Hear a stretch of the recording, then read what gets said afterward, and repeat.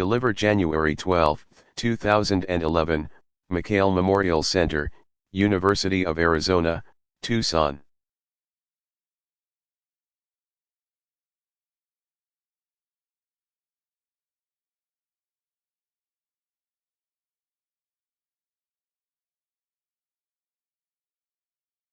Thank you.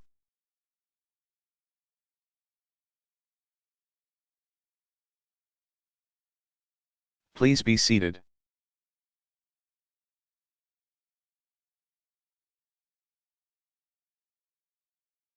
To the families of those we've lost, to all who called them friends, to the students of this university.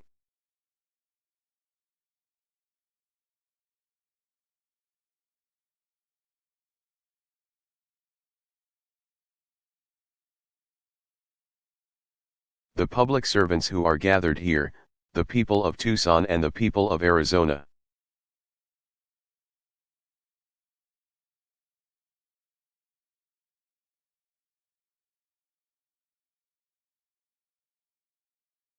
I have come here tonight as an American who, like all Americans, kneels to pray with you today and will stand by you tomorrow.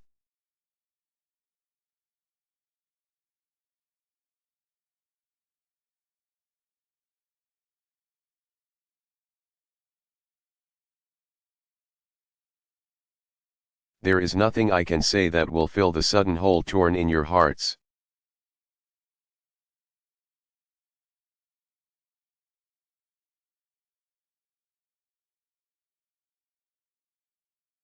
But know this, the hopes of a nation are here tonight.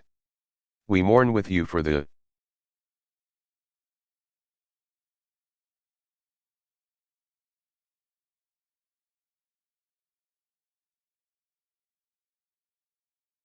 fallen. We join you in your grief. And we add our faith to yours that representative.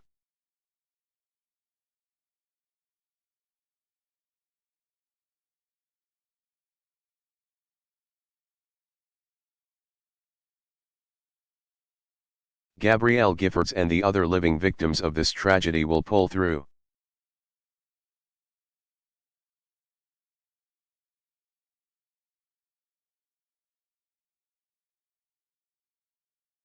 Scripture tells us.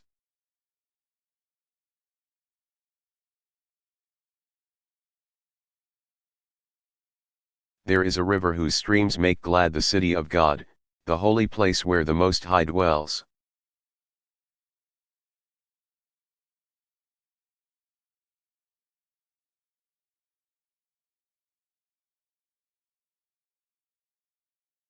God is within her, she will not fall, God will help her at break of day.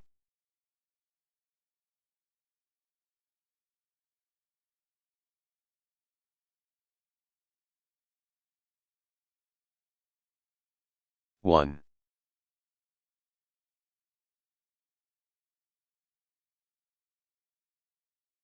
On Saturday morning, Gabby, her staff and many of her constituents gathered.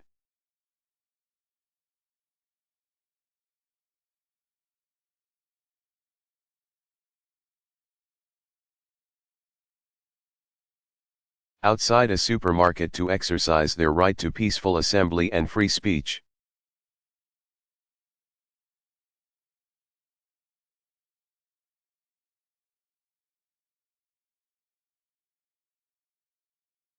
They were fulfilling a central tenet of the democracy envisioned by our founders, representatives of the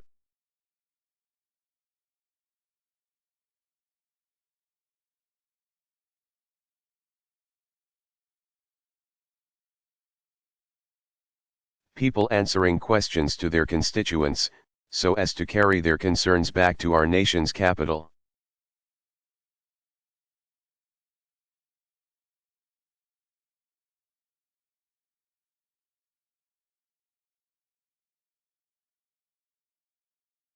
Gabby called it Congress on Your Corner, just an updated version of government of and by and for the people.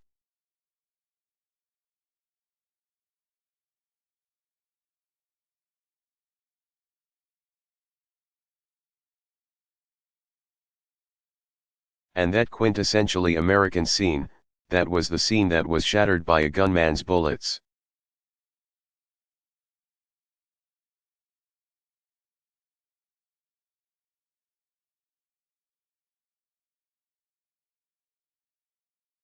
And the 6 people who lost their lives on Saturday, they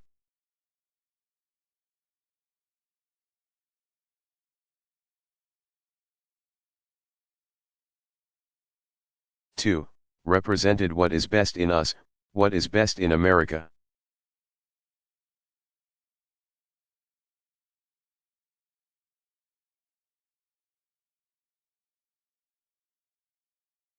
Judge John Roll served our legal system for nearly 40 years.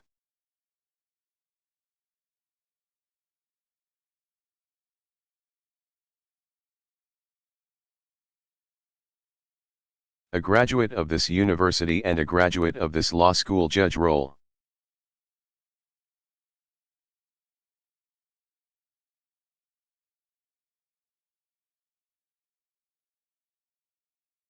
was recommended for the federal bench by John McCain 20 years ago. Appointed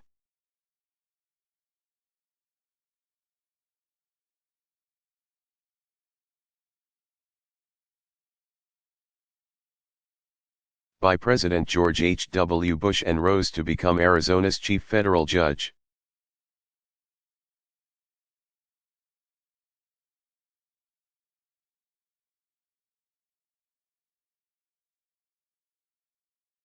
His colleagues described him as the hardest working judge within the Ninth Circuit.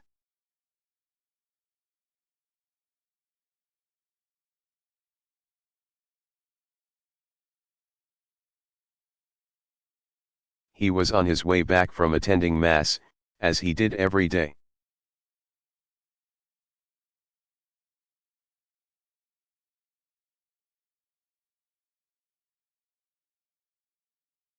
When he decided to stop by and say hi to his representative.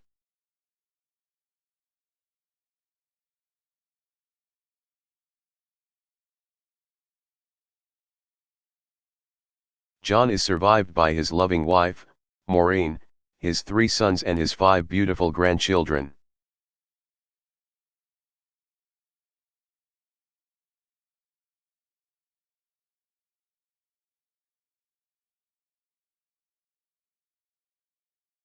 George and Dorothy Morris. To her friends were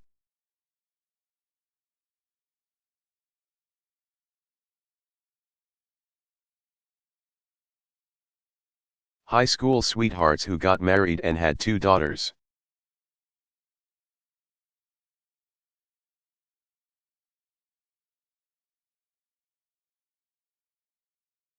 They did everything together, traveling the open road in their RV.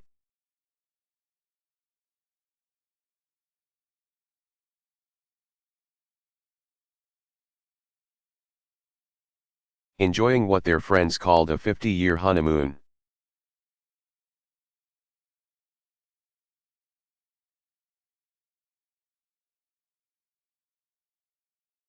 Saturday morning, they went by the Safeway to hear what their congresswoman had to say.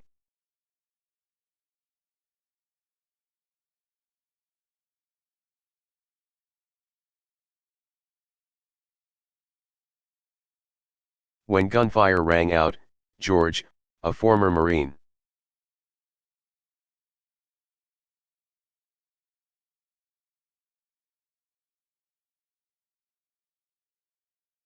instinctively tried to shield his wife. Both were shot. Passed away.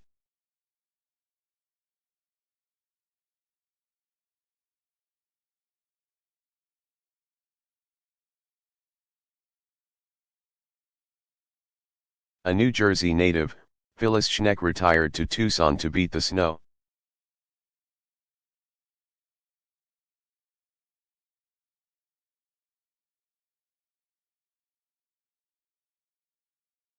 But in the summer, she would return east, where her world revolved around her 3 children.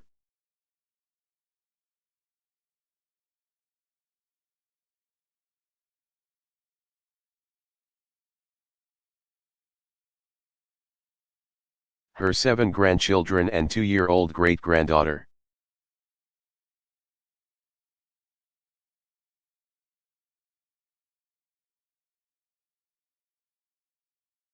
A gifted quilter, she'd often work under a favorite tree.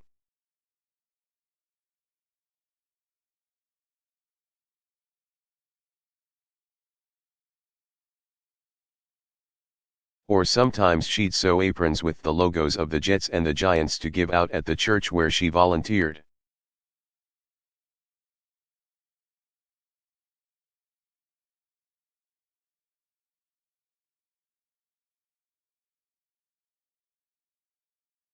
A Republican, she took a liking to Gabby, and wanted to get to know her better.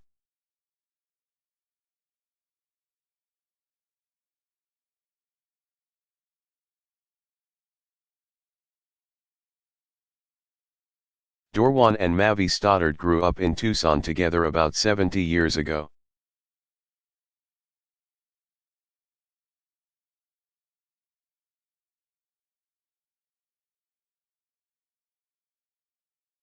They moved apart and started their own respective families.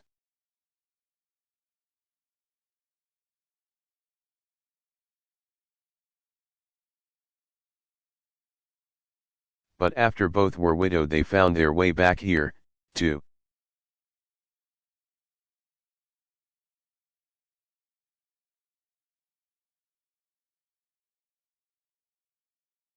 As one of Mavi's daughters put it, be boyfriend and girlfriend again.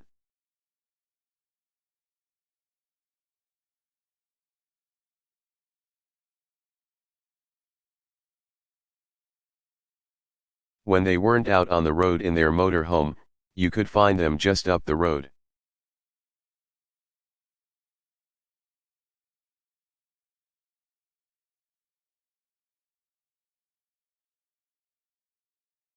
Helping folks in need at the Mountain Avenue Church of Christ.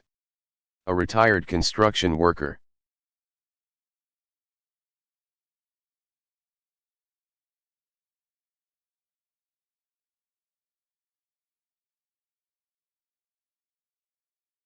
Dorwan spent his spare time fixing up the church along with his dog, Tux.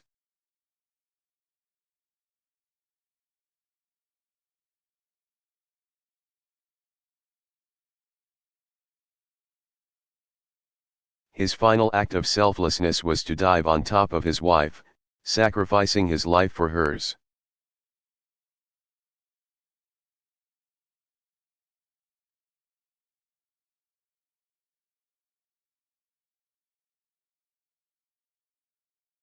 Everything Gabe Zimmerman did, he did with passion.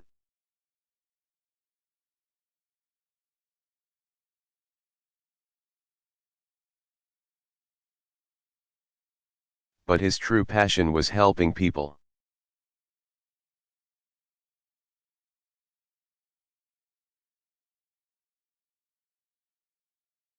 As Gabby's outreach director, he made the cares of thousands of her constituents his own.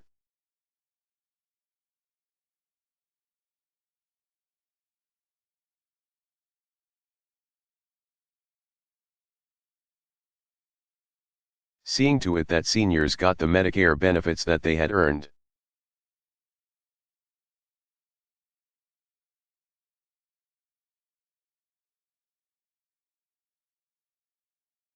That veterans got the medals and the care that they deserved, that government was working for ordinary folks.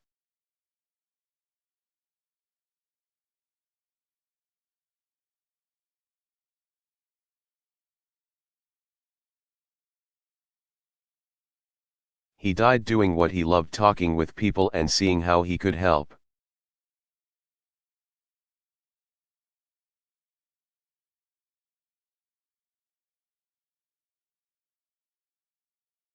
And Gabe is survived by his parents, Ross and Emily, his brother.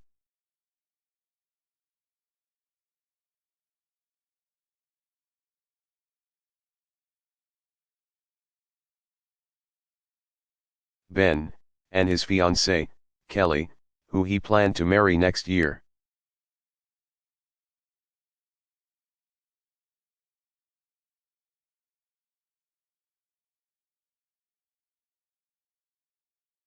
And then there is 9-year-old Christina Taylor Green.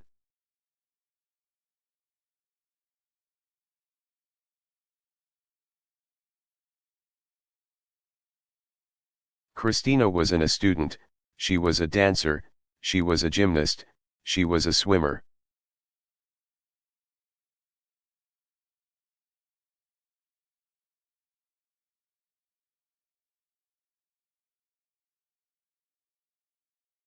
She decided that she wanted to be the first woman to play in the major leagues.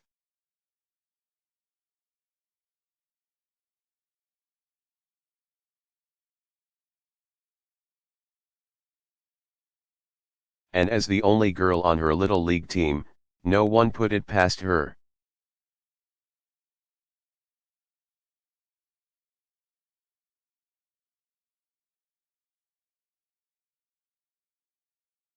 She showed an appreciation for life uncommon for a girl her age.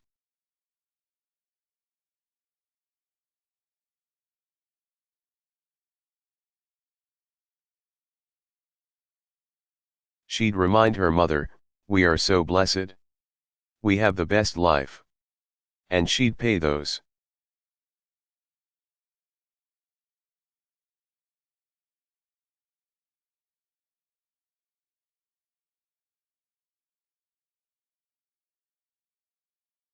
Blessings back by participating in a charity that helped children who were less fortunate.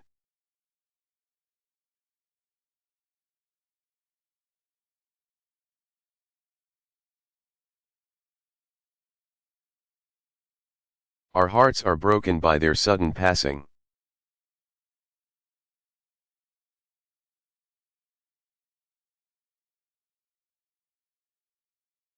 Our hearts are broken, and yet, our hearts also have reason for fullness.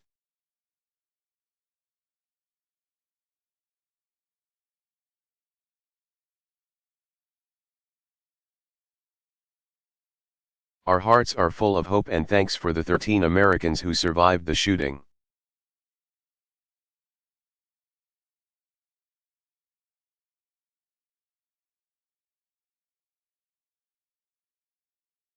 Including the congresswoman many of them went to see on Saturday.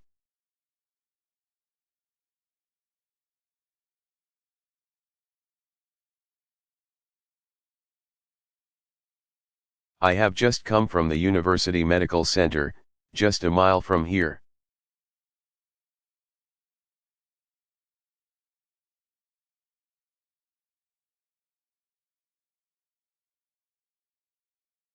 Where our friend Gabby courageously fights to recover even as we speak.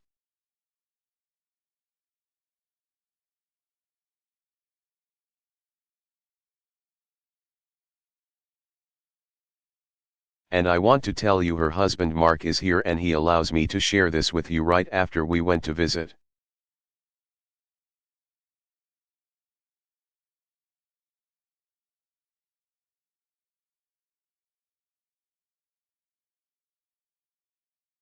A few minutes after we left her room, and some of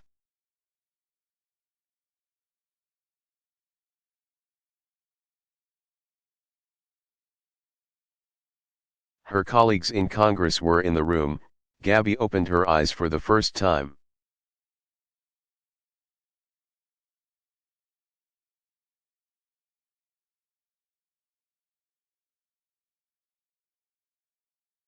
Gabby opened her eyes for the first time.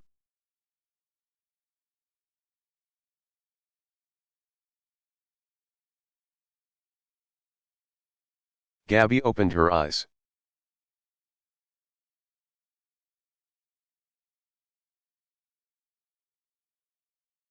Gabby opened her eyes, so I can tell you she knows we are here. She knows we love her. And she knows that.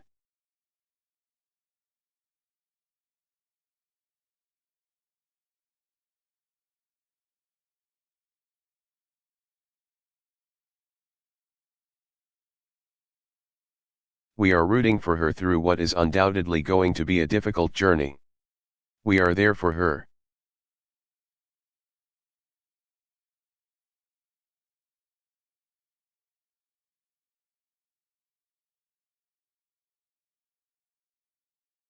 Our hearts are full of thanks for that good news, and our hearts are full of gratitude for those who saved others.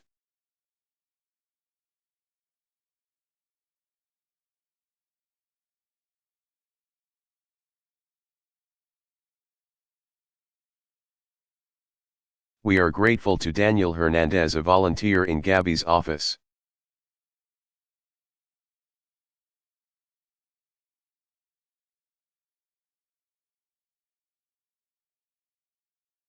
And, Daniel, I'm sorry, you may deny it, but we've decided you are a hero because you ran.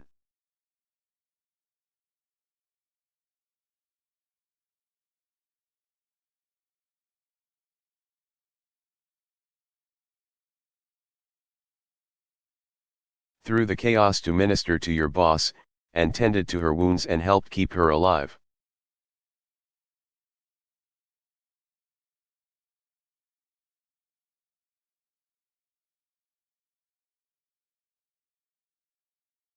We are grateful to the men who tackled the gunman as he stopped to reload.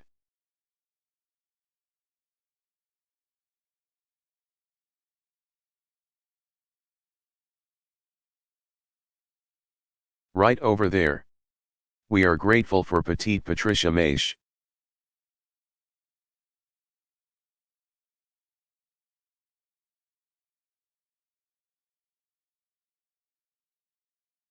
who wrestled away the killer's ammunition, and undoubtedly saved some lives.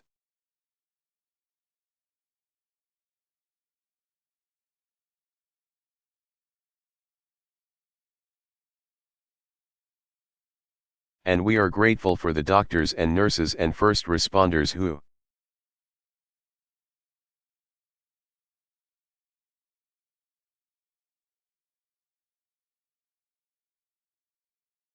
worked wonders to heal those who'd been hurt. We are grateful to them.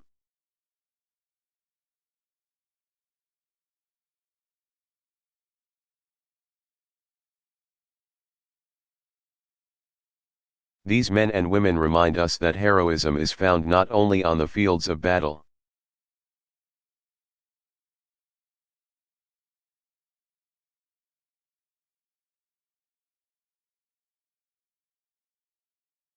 They remind us that heroism does not require special training or physical strength.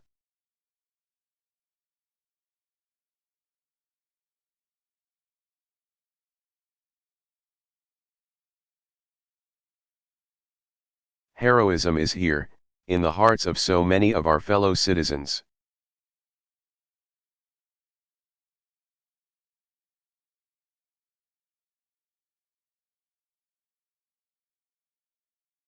All around us, just waiting to be summoned as it was on Saturday morning.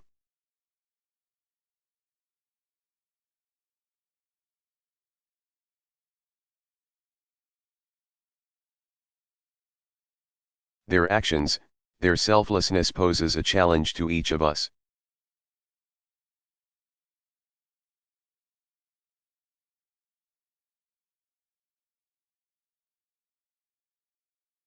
It raises a question of what, beyond prayers and expressions of concern,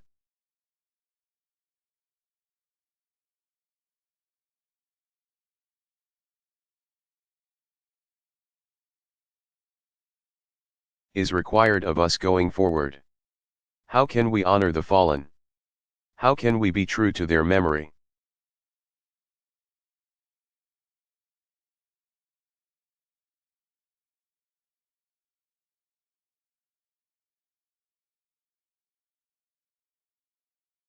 You see, when a tragedy like this strikes, it is part of our nature to demand explanations.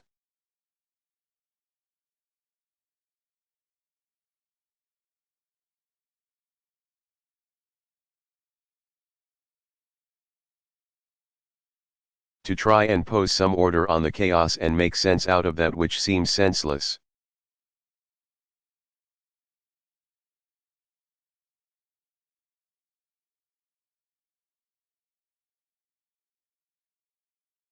Already we've seen a national conversation commence, not only about the motivations behind these killings.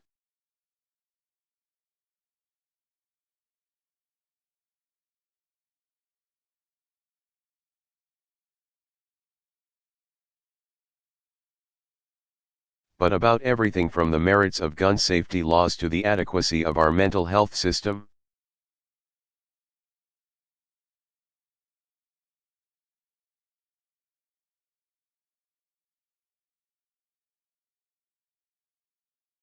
And much of this process, of debating what might be done to prevent such tragedies in the future,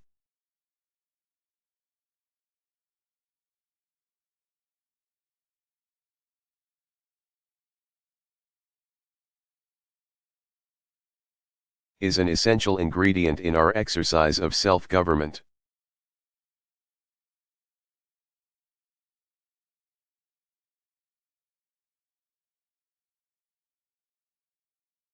But at a time when our discourse has become so sharply polarized, at a time when we are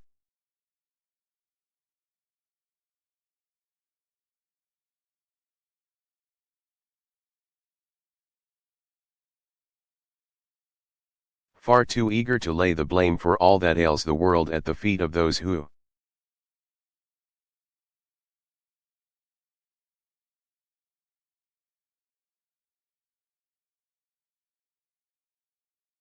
happen to think differently than we do, it's important for us to pause for a moment and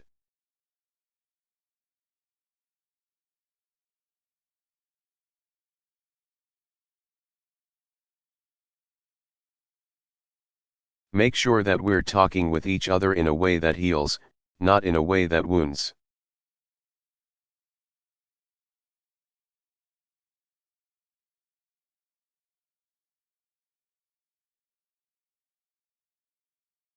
Scripture tells us that there is evil in the world.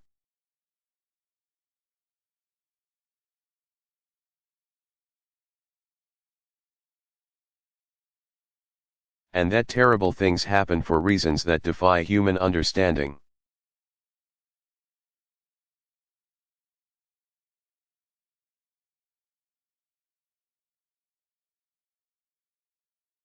In the words of Job, when I looked for light, then came darkness.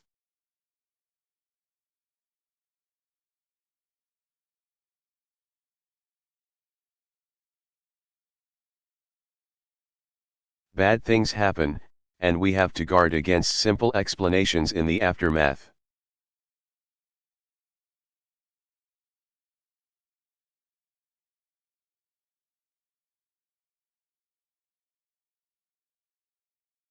For the truth is, none of us can know exactly what triggered this vicious attack.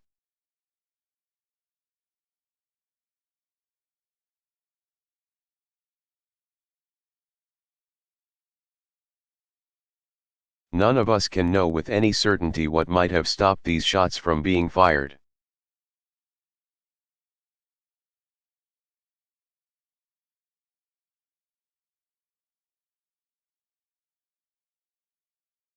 Or what thoughts lurked in the inner recesses of a violent man's mind.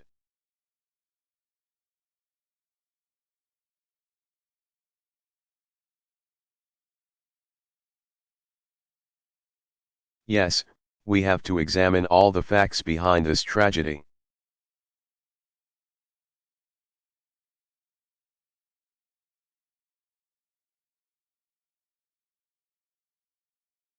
We cannot and will not be passive in the face of such violence.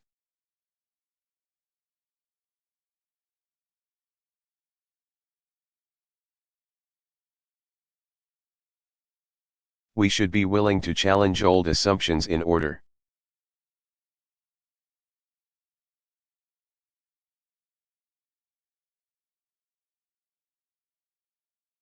to lessen the prospects of such violence in the future.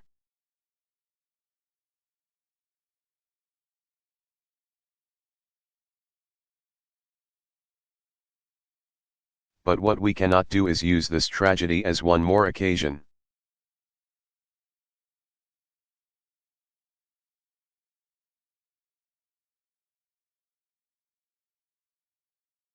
to turn on each other. That we cannot do. That we cannot do.